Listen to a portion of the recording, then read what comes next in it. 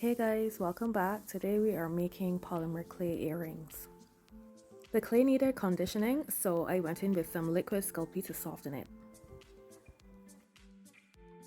Since I was going to be using the clay extruder tool with these earrings, I needed to get the clay to a particular consistency. If the clay is too dry when you place it in the extruder tool, it is going to keep crumbling. And on the flip side, if it is too wet, it will keep sticking on the inside of the tool and is not going to come out properly at all. To test your clay to make sure that it's the right consistency, if it keeps breaking apart when you are trying to knead it, then it's too dry. And if it is sticky to the touch, then it's too wet. So continue kneading it until it's no longer sticky.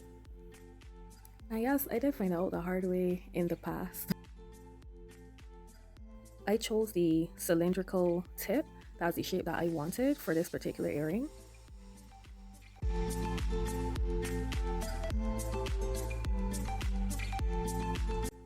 As you can see, the clay is coming out pretty easy.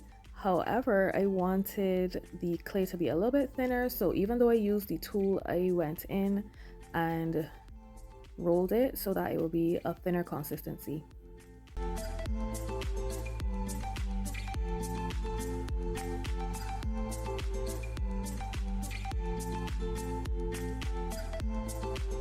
After getting it to the consistency that I wanted, I took the two ends and put them evenly together and then went in with my X-Acto knife and cut the edge so that it would be two strings.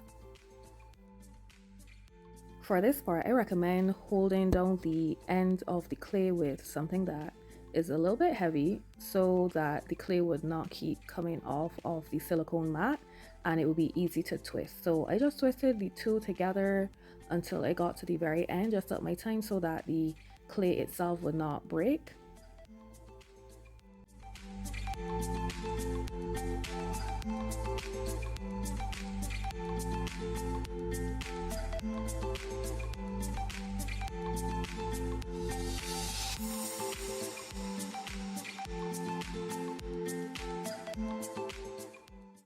At this point, you can choose whichever shape you want. I decided on a rectangle and chose this rectangular cutting tool to wrap the clay around.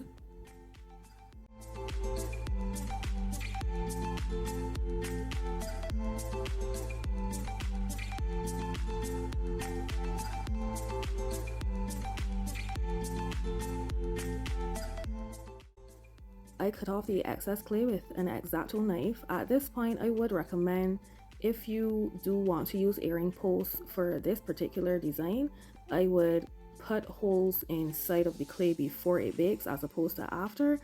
That way it would not affect the integrity of the clay. I baked it for 50 minutes at 350 degrees Fahrenheit.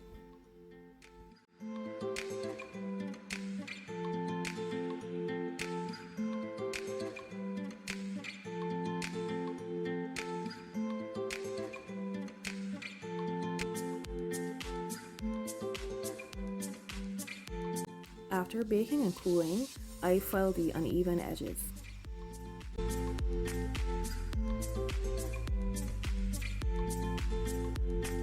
I coated the pieces evenly with UV resin.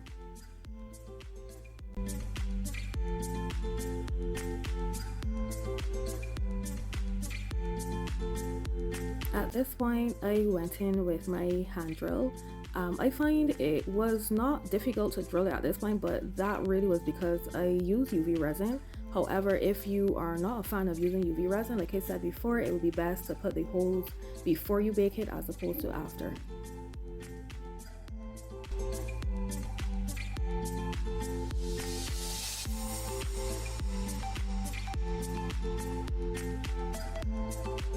I always find this part to be so finicky.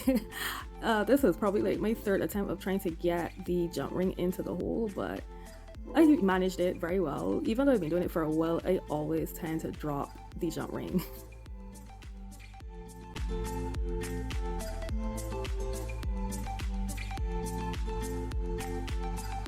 And this is the final product. I hope you enjoyed the tutorial. Bye!